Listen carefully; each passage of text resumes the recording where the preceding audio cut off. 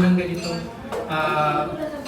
malaki ang press con, gusto nila packet lang. So, it took us like 4 packet press cons. So, hopefully, sa tulong ninyo lahat, dumami pa yung projects namin. Tsaka yung mga bata, dumami pa rin yung mga projects nila. Please support us. Kasi nakita nyo naman, they're all talented naman. Sana, in God's perfect time. Thank you so much. All the press, I love you guys.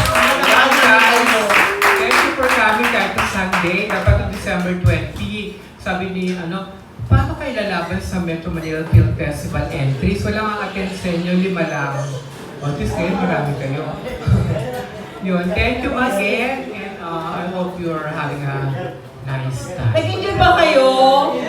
Anong masasabi niyo sa mga alaga natin? Boy, thank you. Maraming salamat. Sana more project pa sa kanila. Thank you. And then, yung na tayo. Lalagay natin yung share sa taas. Okay.